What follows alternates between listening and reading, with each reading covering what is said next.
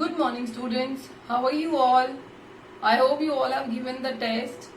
I am Mitali, your social science teacher, and the previous sessions we have completed our chapter number 6, which was Democratic Republic of Congo, or we can say the land of dense forest. I think अब सबको समझ में आ गया कि क्यों बोलते हैं उसको the land of dense forest. Okay. So जो हमने Democratic Republic of Congo पढ़ा था, we read that it is very near to the equator, it is in equatorial region, it has equatorial climate, right? तो अभी हमने एक country पढ़ी which was near to the equator. So moving on to our chapter number 7, which is Greenland. So in this chapter what we are going to read better, we are going to read about a place which is not near to the equator, which is in fact near to the poles. North pole के पास एक जगह है जिसके बारे में हम पढ़ने वाले हैं, and that place is Greenland. Is it a country?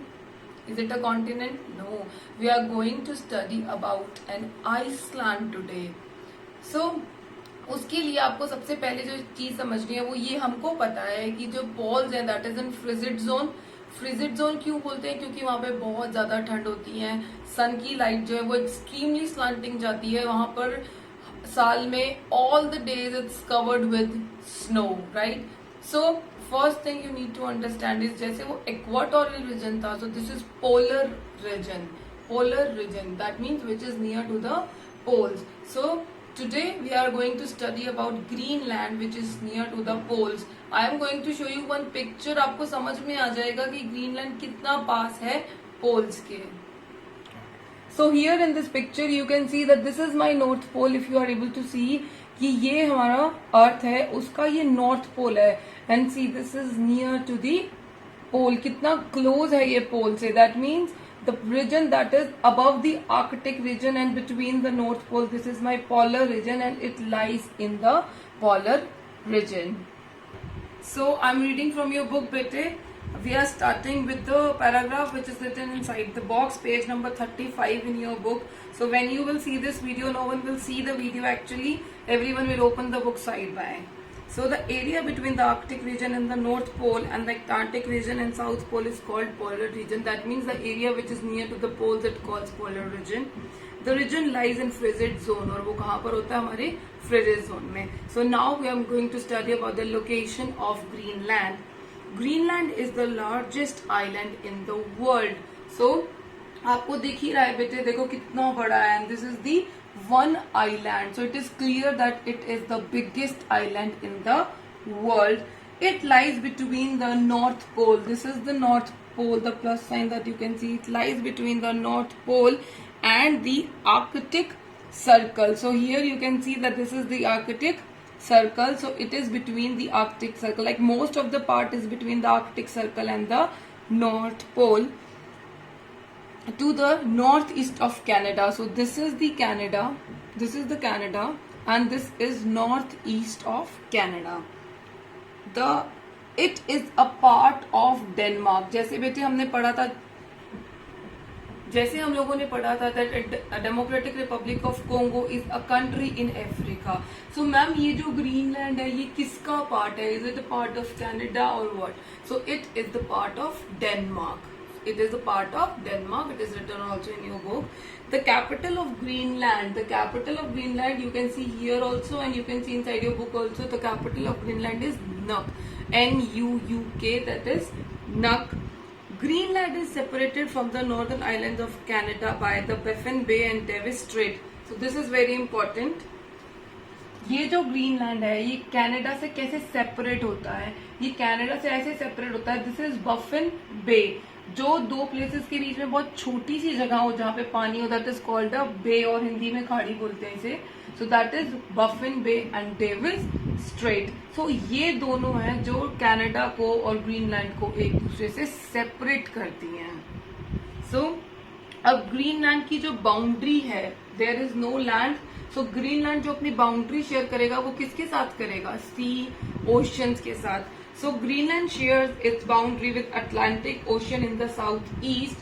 That also you can see in your book also. You can see this is Atlantic Ocean. So this is the southeast of the Greenland.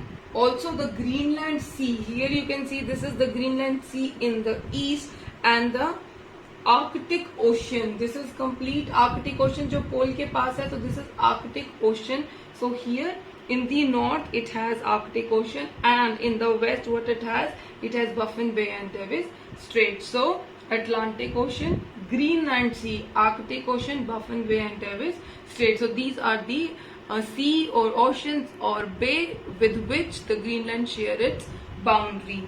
So the last line is, which are the nearest countries to Greenland? Greenland के पास country कौन कौन सी होंगी? Easily दिख रहा है कि Canada है.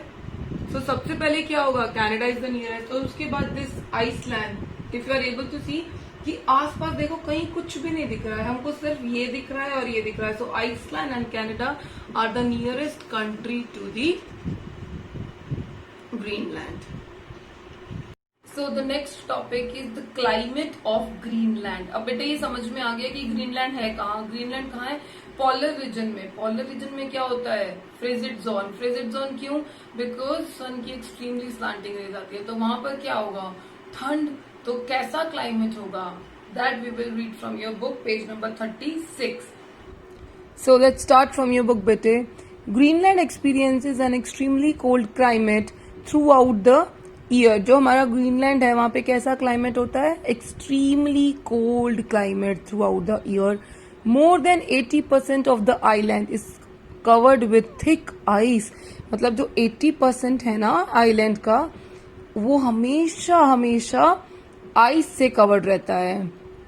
In summers and winters, वैसे तो वहां समर विंटर्स होते नहीं, but just to make you understand, in summers there is a continuous sunlight for weeks at a stretch. Continuous sunlight रहती है वीक्स तक, हफ्तों तक. इसका क्या मतलब हुआ? इसका मतलब ये हुआ बेटे that there is no night. रात होती ही नहीं है वहां पे. मतलब काफी लंबे टाइम तक, 1 वीक 2 वीक्स तक कॉन्टिन्यूसली सनलाइट आती है. So the weather is bright and sunny. Winters are extremely severe. जो विंटर्स हैं वो बहुत सीवियर मीन्स बहुत ज्यादा ठंड, बहुत बहुत ज्यादा ठंड. The sun does not rise for many months. Winters में क्या होता है? सन नजर ही नहीं आता बहुत बहुत मंथ्स तक. There is no sunlight during the days. Day में भी सनलाइट नहीं आता. And in snows continuously and strong cold winds blow at all the time. और क्या होता है जब सन ही नहीं आ रहा है तो what will happen?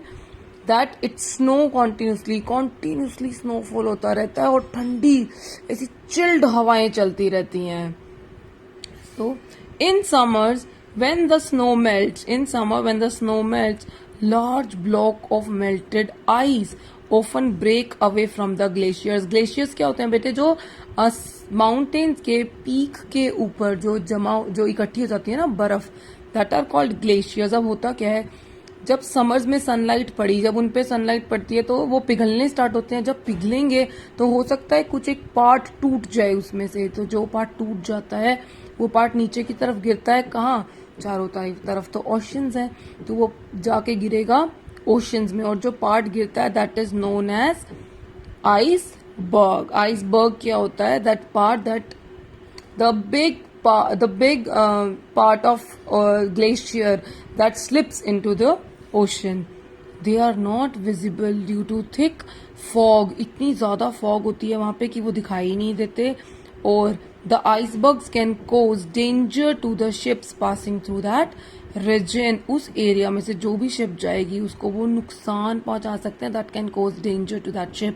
And the best example of this is our movie Titanic. I know Titanic सबने देखी है, और नहीं देखी है तो देखो.